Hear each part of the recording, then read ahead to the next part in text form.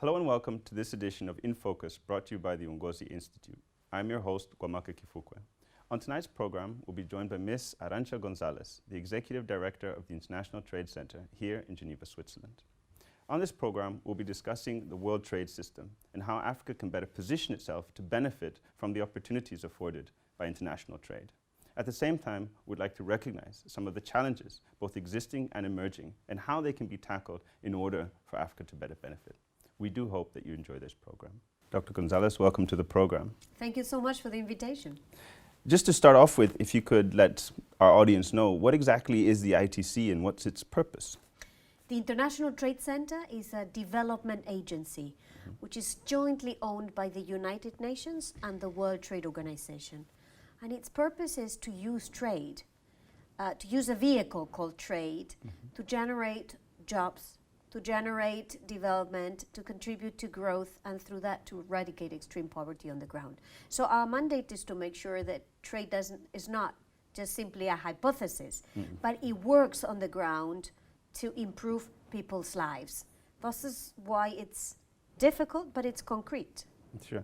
And just to dig in a bit more into the ITC itself, what are your kind of major strengths? What are the opportunities that you see in the field that you're operating in? Well, the big opportunity is that our focus, which is micro, small, and medium enterprises, our focus, which is women, economic empowerment, and youth employment, is at the heart of the development strategy of any country in this world, from the richest to the poorest, because they all understand that it's about making economies more inclusive, more resilient, grow more, but distribute better the benefits of growth. So I guess our biggest strength is that we represent the priority that every government is looking at delivering for their people. And so we've heard about the strengths and the opportunities, but of course there are also challenges. For you as the ITC, what are the major challenges that either exist or that you see that are emerging in terms of the work you're trying to implement? I mean, I see two big challenges. Challenge number one is that for trade to work on the ground, you need more than trade agreements. You need to make trade coherent with a set of other domestic policies. You need to have good infrastructure. You need to have good investment opportunities and investment protection and promotion law. You need to have educated workforce. You need to have proper taxation policies. You need to have good soft infrastructure, quality infrastructure. So this requires not just the ministries for trade to work, but to align with like a big ecosystem. What you need to create is a good, conducive ecosystem. The second big challenge that I see is that there are three big revolutions going on at the same time. There is a digital revolution, there is an ecological revolution, and there is a social revolution, with people asking for more equality, not accepting that they are treated differently, with people wanting to see their rights protected and realized. And governments have to juggle with these three bigger revolutions that are taking at the same time, many of them having to navigate the seas of extreme poverty. So all of this makes for the task of using trade as an engine for growth to be difficult, but at the same time to be a sustainable one long term. Okay. And again, the same kind of questions, but specific to Africa. Do you see that there are challenges and opportunities that are very specific to Africa, or is it part of the same global trends that you've already started to outline? Well, I think the challenges in Africa are exactly the same as everywhere, except that the starting point for many African countries, not all, but for many, the starting point is a much more difficult one, because there is a much bigger catching up to do, because infrastructure is weaker, because human development is lower. It's not because they don't have amazingly motivated young people, but because the levels of education and preparedness are below that of other countries in this world. So I think the challenges are the same. The catching up may be bigger, in particular in some African countries. Let's not forget that at the end of the day, a large part of the extreme poverty that we need to eradicate by 2030 is precisely in Africa. Sure. And I'll come back to Africa a little bit later, but I want to stick to the big picture still. Yeah. How would you describe what we may call the world trading system? Like how can we How does that look for most people today? The World Trading System is basically 160 countries seated around the table, making a promise that they will drive their trade policies in an open manner, in a transparent manner, in a predictable manner. That's what the World Trading System is. It's a compact between nations in this planet to behave in a, let's say, good neighbor behavior in international trade. It works for as long as these 160 members behave in a good way, for as long as they respect the rules that they themselves have given themselves. It doesn't work with any of them breaks the rules or wants to go unilateral. And this is especially the case if the one that wants to go unilateral is a big country, because then it has a bigger impact. It has a systemic impact on the rest of the members of the international community. But essentially is about understanding that we are so interconnected today that trade requires that all countries sit around the table for this interconnection to work for all, and not just to work for some of them, as it may have been in the past when this system did not exist. Sure. And the system that you've described with 160 states and so on, it's not a new system, but we now have, as you mentioned, the revolutions, we have the sustainable development goals, we have different types of aspirations. In your view, what do you see as needing to change in the way that the system operates or in the way that trade generally operates in order to align them to achieving the SDGs? Yeah, well, every country in this planet that is a member of the United Nations has signed onto the United Nations Sustainable Development Goals, which is basically 17 routes they are ready to walk in order to get in 2030 to a world of no extreme poverty. That's the compact they've signed onto. And trade is a part of these 17 goals. It's about using trade to eradicate poverty. What kind of challenges exist? Well, first, the challenge that some countries may want to go unilateral on trade, that may not, may decide that it is better for them to manage trade in a unilateral manner rather than in this collaborative spirit, and therefore may make it harder for everybody, not just for them, but for the rest of the international community to reach this goal of no extreme poverty by 2030. But the other big difficulty, as I said, is to use trade as one of the tools that you have in the toolbox, but understand that you also have to use the other toolboxes. You see, if you have great trade policies, but you don't have fair taxation policies, it's not going to work that effectively. If you have great trade policies, but you're not investing in translating trade opportunities in trade realities, if you don't have infrastructure, not just roads and railroads, but also digital infrastructure, digital being the economy of the 21st century, it's not going to work. If you have great trade policies, but you are not letting 50% of the population, women, use trade as a tool for growth, it's not going to work. So the challenge is using the 17, making sure that you work on the 17 objectives, using all the tools you have in your toolbox, not just trade. Please use trade, but use it together with the other tools too. Sure, thank you. And now to kind of come more onto the Africa side of the discussion. We see consistently that Africa is never more than about 2% of global trade. Why is it so difficult for Africa to overcome this? I mean, is it structural? You've mentioned a number of things for the SDGs and so on, but these are all things that governments are taking on board. What is preventing Africa from overcoming this seemingly perpetual barrier, as it were? Yeah, I think basically because Africa may have done well at making trade possible, which is what you do when you sign trade agreements, but it's not done enough in making trade happen, which is what you need to do to translate this potential on the ground. And that requires much more than just simply trade agreements. I'll give you one example. A lot of the African countries today are exporting commodities. They are exporting very low value added goods or services, mostly goods.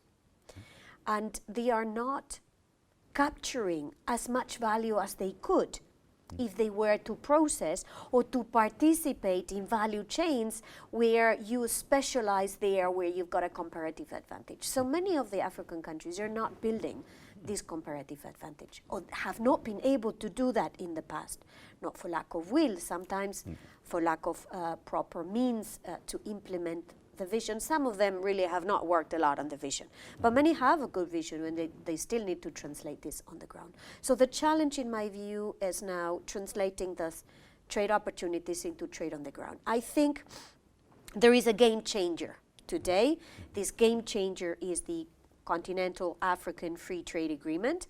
And I think it's a game changer because Africa has realized that this trying to use leverage trade more for domestic growth should start with using the biggest market they have at their disposal, which is the African market, and trying to build the complementarities that exist between African economies within the African context, and trying to break barriers to intra-regional trade, understanding that Africa's trade as the lowest with the rest of the world, but is also the lowest within the continent. Intra-regional trade is also the lowest compared to other parts of the world. So I think this will be a game changer. This is why the International Trade Center is a very strong supporter of the Continental African Free Trade Agreement, because we see this as a game changer in helping Africa draw more from international trade, starting with regional trade. So it's as much about market access as it is really about market building in that sense. Absolutely. Market access is a theoretical thing if you don't have the means to use it. So you've got great trade agreements that give you access, but you have very little to you've got great pipes through which to push stuff, but you're not pushing stuff through those pipes. You're not pushing goods, you're not pushing services of high enough value added. At the end of the day, what matters in international trade is not the volume, is how much value add are you capturing from your international trade. Sure. What part of the value chain are you at? If you are always at the lowest end of the value chain, you will derive little value, but the jobs you'll be able to generate will probably be of lower quality than if you move up the value chain. This is why I can see a virtuous circle in using this Continental Free Trade Agreement to generate more value added in Africa, to move from exporting raw commodities, very simple agricultural products, to higher value added agricultural products, from moving from exporting commodities to exporting value-added services, which is a lot of what the ITC sees happening in Africa, and the list goes on. Value-added, creating the capacity to trade in value-added products and services. Sure. And I mean, one of the sentiments that at least is quite present in Africa is that this world system of trade is not conducive or favorable for Africa. Now, whether or not that is true is aside, but what can Africa do more to position itself to gain more benefits out of trade? The Continental Free Trade Area is one example, but what more can really Africa as a continent do to make sure trade is beneficial to the continent and its inhabitants?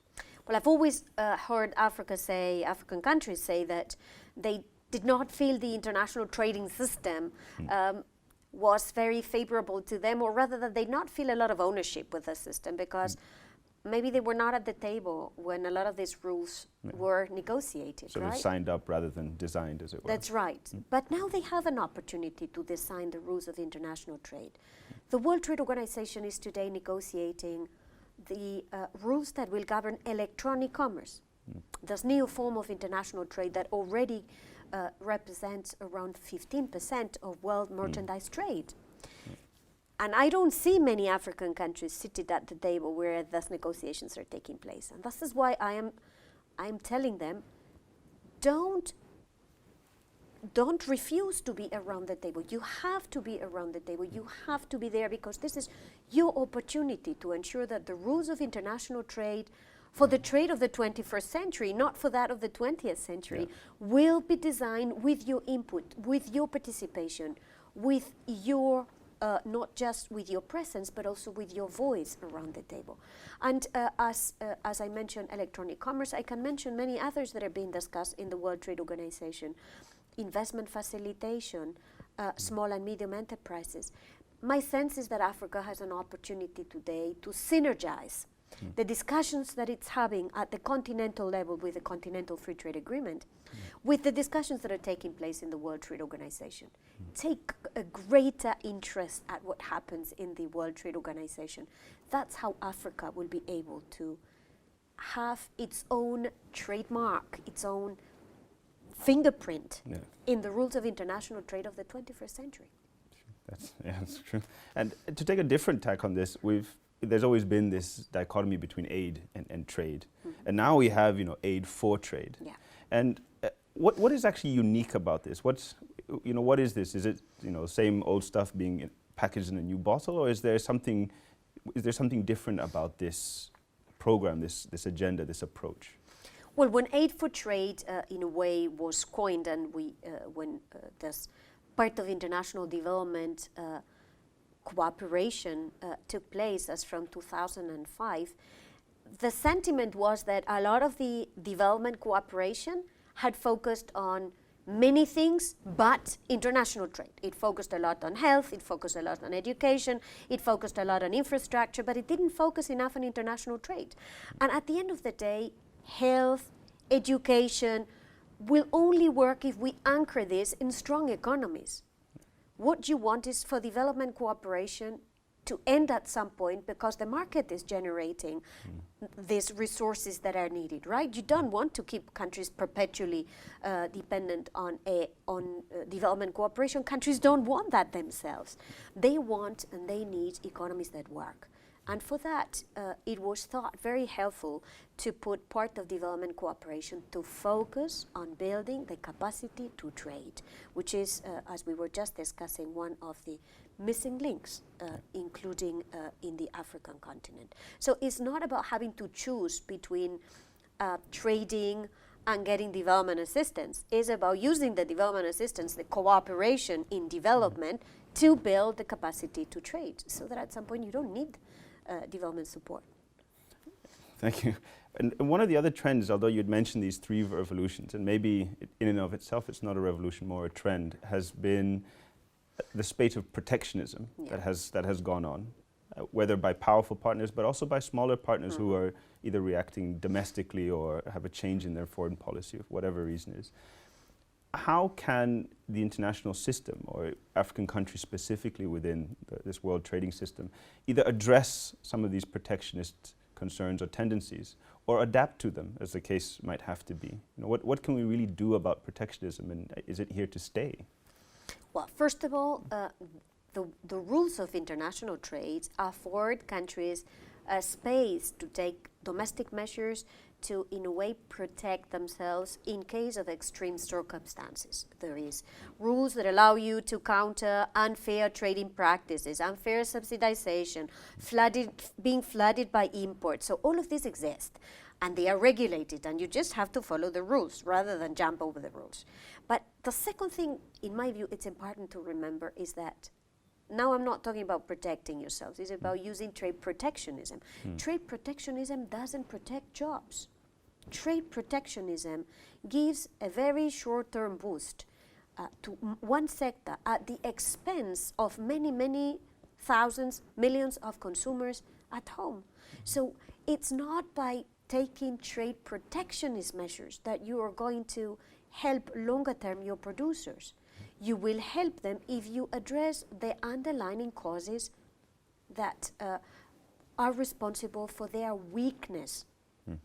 So in many cases it's going to be lower quality of your products. In some cases it's going to be lower standards. In some cases it's going to be lower qualifications for the labor content. Lower training, lower capacity. So you have to address, for the part that has to do with unfair competition, you've got rules to protect yourself. But for the part that is basically to address your own weaknesses, don't use trade protectionism.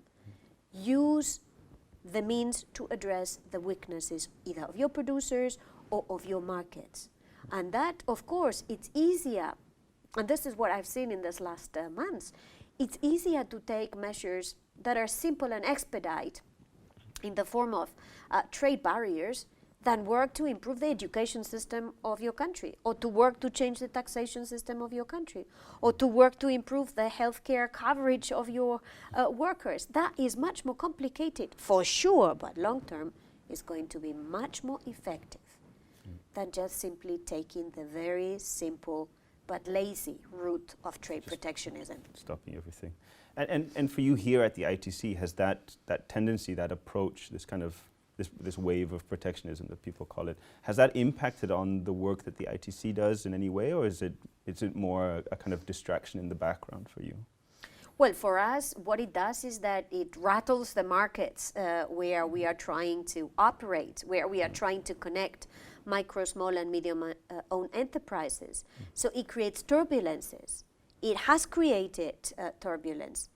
Trade protectionism is one of the reasons why the global economy is slowing down. And this is not good news for the International Trade Center, because it is not good news for the customers that we serve. It's not good news for the small and medium enterprises that are feeling the brunt of the slowdown in the economy.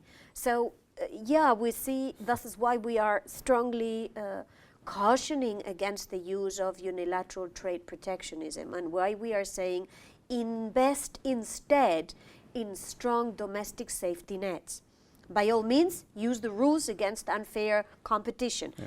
That is available to any country, but please work on the underlying causes that sometimes are the reason for the weaknesses of your producers and your production.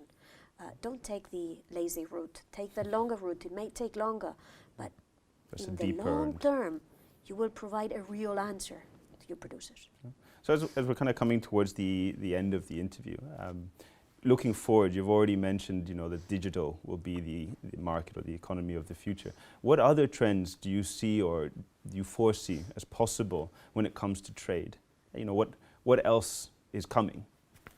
Trade in the future is three things: more digital, it has to be more sustainable, because we only have one planet. We don't have three planets. We live in this one, and we need to make sure that our economic activities, our production and our consumption, our trade, is also compatible with this principle. It is sustainable. The third and final one, and the most important one in my view, is that we need to ensure inclusiveness. Trade cannot just simply work for the 1% of our economies that are the big companies. Trade has to work for the 99%. It has to work for micro entrepreneurs. It has to work for SMEs. It has to work for women-owned businesses. It has to work for young startups. So inclusiveness, sustainability, digital, these are the three key words for trade in the 21st century. Thank you very much. And as a final thing here on the show, what we like to do is to allow our guests to have the final word. So for people watching this, what is the one key message above all else that you would want them to take away from yourself, from this interview, or from the ITC? Invest in building the capacity of your countries to trade. Invest in building an African integrated market, because this is how you will create opportunities next to you, next to home, with your own neighbors. Invest in that, and you will, through that, get better return for your men and women, for your young people, which is what the African continent is made of through international trade. Sure. On that note, thank you very much for making time to come on the program and hosting us here in Geneva. My pleasure. Thank you. Thank you.